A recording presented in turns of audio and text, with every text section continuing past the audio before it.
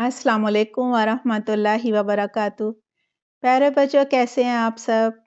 दुआ है अल्लाह सुब्हाना तआला आप सबको अपनी हिफ्ज़ अमान में रखे।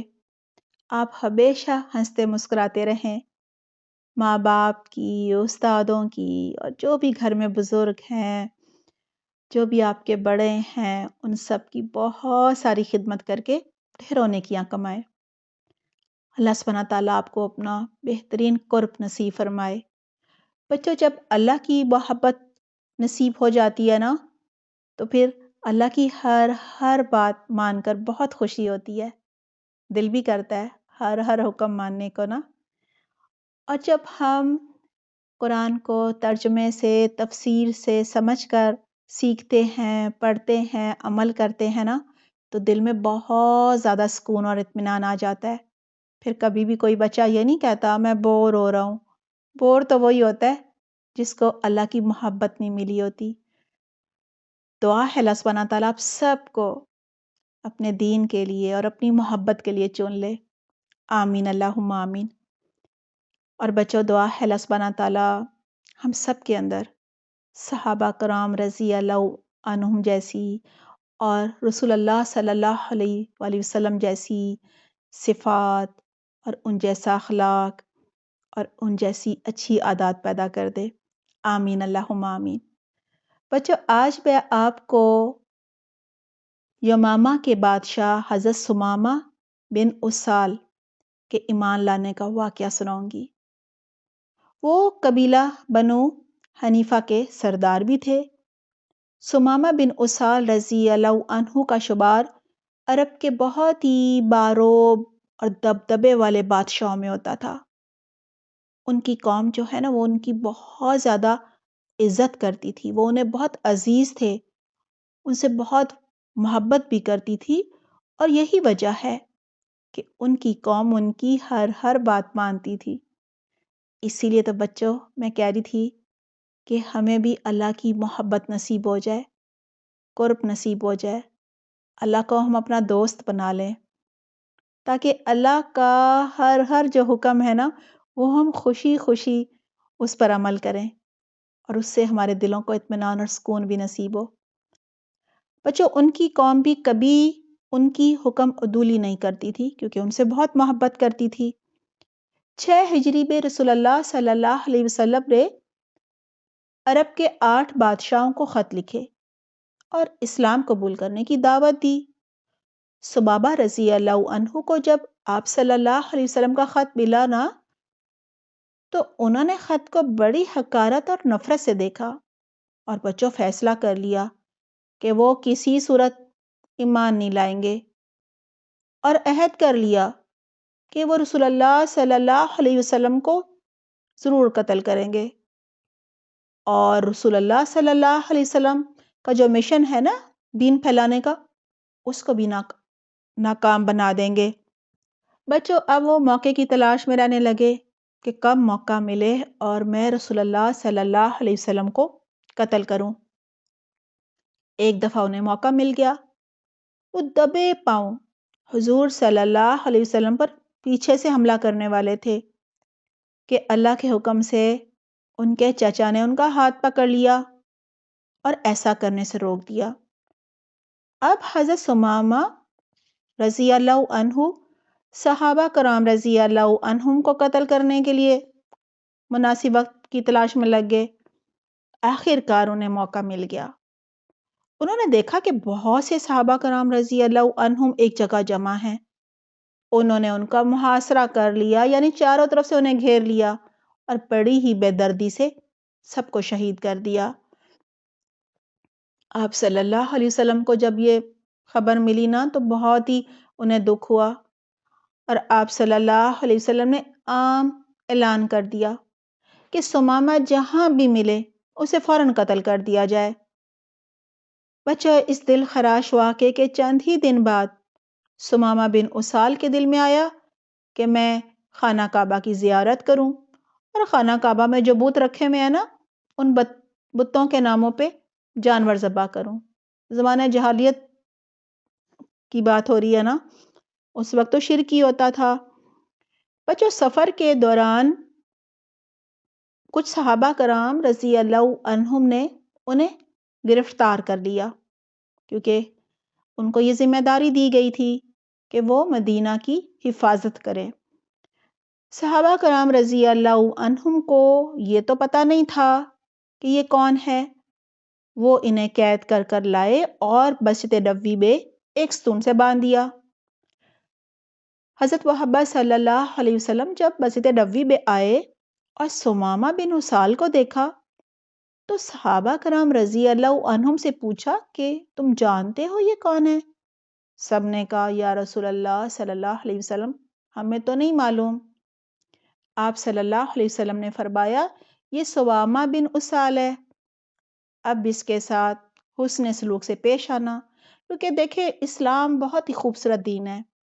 جب کوئی قیدی بن جاتا ہے تو پھر اس کے ساتھ اچھا سلوک کیا جاتا ہے۔ آپ صلی اللہ علیہ وسلم نے فرمایا کہ گھر میں جو بھی اچھا کھانا ہے وہ ثمامہ کو دیا کرو، میری اونٹنی کا دودھ صبح شام اسے پلایا کرو۔ بچوں صحابہ کرام نے آپ صلی اللہ علیہ وسلم کے حکم پر فوراً عمل شروع کر دیا۔ آپ صلی اللہ علیہ وسلم نے ثمامہ رضی اللہ عنہم کو اسلام قبول کرنے کی دعوت بھی دی اور بہت شفقت اور محبت سے پوچھا ثمامہ کیا خیال ہے، کیا رائے ہے تمہاری؟ مطلب یہ تھا کیا ایمان لاؤ گے؟ ثمامہ رضی اللہ عنہ نے جواب دیا اگر آپ مجھے قتل کر دیں تو ایک ایسے شخص کو قتل کریں گے جس نے آپ کے ساتھیوں کا خون بہایا ہے، اور اگر آپ کو مال چاہیے تو جتنا آپ کہیں گے میں آپ کی خدمت میں مال پیش کر دوں گا۔ مطلب یہ تھا کہ ایمان تو نہیں لاؤں گا۔ رسول اللہ صلی اللہ علیہ وسلم تشریف لے گئے، وہاں سے چلے گئے اور انہیں 2 دن کی مزید مہلت دے دی، لیکن اسی طرح سے اچھا کھانا اور دودھ اور پانی سب ان کو دیا جاتا رہا۔ بچہ 2 دن بعد پھر آپ صلی اللہ علیہ وسلم آئے اور یہی سوال کیا کہ ثمامہ اب تمہاری کیا رائے ہے؟ ثمامہ نے پھر وہی جواب دیا جو پہلے دیا تھا، ہاں یہ اضافہ کیا کہ اگر آپ مجھے معاف کر دیں گے تو ایک قدردان پر مہربانی کریں گے، اور اگر قتل کرنا چاہیں تو کر سکتے ہیں کیونکہ میں نے آپ کے ساتھیوں کا قتل کیا تھا۔ آپ صلی اللہ علیہ وسلم نے فرمایا اسے اسی حالت میں رہنے دیا جائے۔ آپ صلی اللہ علیہ وسلم پھر چلے گئے، تیسرے دن پھر تشریف لائے اور وہی سوال کیا۔ ثمامہ نے بچوں اب بھی وہی جواب دیا جو پہلے 2 دفعہ دیا تھا۔ آپ صلی اللہ علیہ وسلم نے صحابہ کرام رضی اللہ عنہم سے کہا کہ اسے آزاد کر دو، چھوڑ دو۔ ثمامہ آزاد ہو گیا۔ بچوں ثمامہ مسجد نبوی سے نکلا، مدینہ منورہ کی جانب بقیع کے نزدیک ایک نخلستان میں وہ پہنچا۔ وہاں ایک طرف پانی جمع رہا کرتا تھا نا، تو انہوں نے وہاں اونٹنی کو بٹھا دیا اور خوب اچھی طرح غسل کیا۔ واپس مسجد نبوی میں وہ تشریف لے آئے اور سب لوگوں کے سامنے بہت بلند آواز میں کہا اشہد ان لا الہ الا اللہ و اشہد ان محمدن عبدہ و رسولہ، میں گواہی دیتا ہوں کہ اللہ تعالیٰ کے سوا کوئی حقیقی معبود نہیں، اور گواہی دیتا ہوں کہ محمد صلی اللہ علیہ وسلم اس کے بندے اور رسول ہیں۔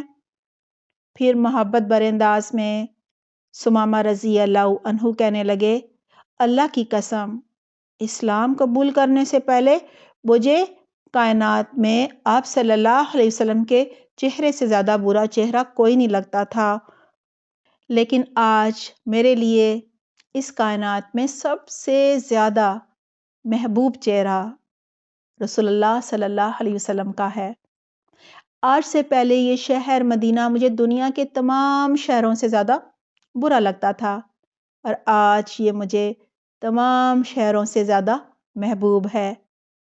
پھر بڑے ہی دکھ اور درد بھرے لہجے میں کہنے لگے یا رسول اللہ صلی اللہ علیہ وسلم مجھے بے حد افسوس ہے کہ میں نے آپ کے صحابہ کرام کا خون بہایا، میرا یہ اتنا بڑا گناہ کیسے معاف ہوگا؟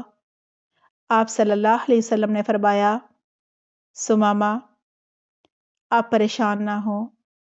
اسلام قبول کرنے پر اللہ سبحانہ تعالیٰ اسلام لانے سے پہلے کیے گئے تمام گناہ معاف کر دیتے ہیں۔ یہ سن کر ثمامہ کا چہرہ خوشی سے دھمک اٹھا، کہنے لگے اب جتنے مسلمان شہید کیے تھے ان سے دگنے کافر اور مشرک جو ہے ان کو ہلاک کروں گا۔ اب میری جان، میری تلوار اور میرا سب کچھ اللہ کے دین کی خدمت کے لیے وقف ہے۔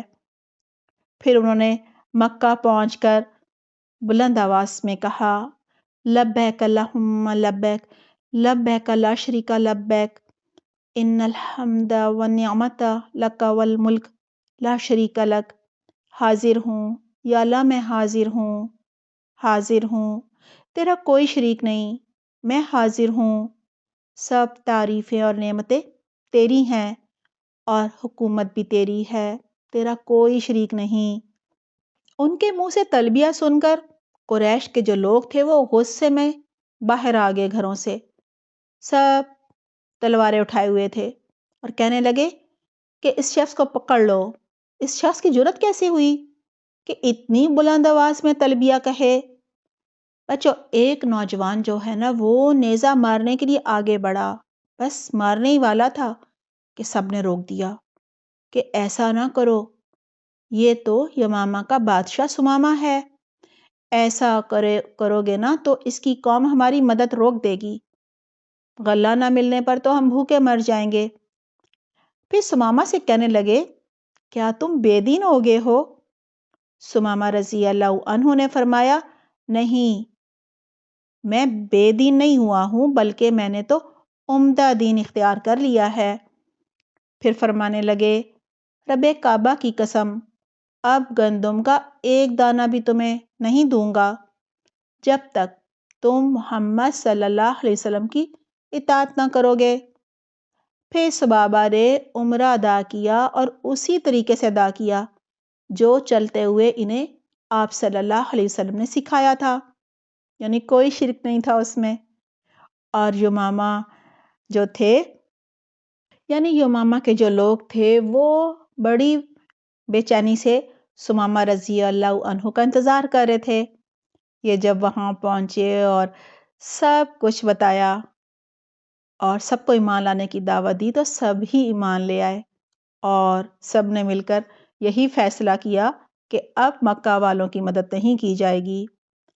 بچوں، قریش کے لوگ جب بھوک سے مرنے کے قریب پہنچ گئے نا، مہنگائی بھی بہت زیادہ ہو گئی تھی، تو وہ مجبور ہو گئے اور انہوں نے آپ صلی اللہ علیہ وسلم کو خط لکھا اور خط میں یہ لکھا کہ ہمارا تو خیال تھا آپ صلہ رحمی فرمائیں گے اور دوسروں کو بھی اس کی تلقین کریں گے، لیکن آپ نے تو قطع رحمی کی اور ایک مثال قائم کر دی ہے اس کی۔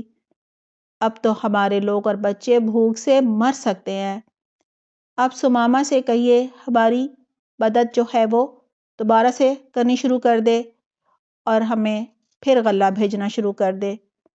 بچوں، آپ صلی اللہ علیہ وسلم کو تو اس بات کا علم ہی نہیں تھا کہ ثمامہ رضی اللہ عنہ نے جا کر ان کا غلہ بند کر دیا ہے، ان کی امداد بند کر دی ہے۔ لہٰذا آپ صلی اللہ علیہ وسلم نے حضرت ثمامہ رضی اللہ عنہ کو خط لکھا کہ دوبارہ سے ان کی مدد شروع کر دی جائے۔ بچوں، حضرت ثمامہ بن اسال رضی اللہ عنہ زندگی بھر اپنے دین کے وفادار رہے۔ آپ صلی اللہ علیہ وسلم سے کیے گئے جو بھی انہوں نے عہد و پیمان کیے تھے ہمیشہ انہیں نبھاتے رہے۔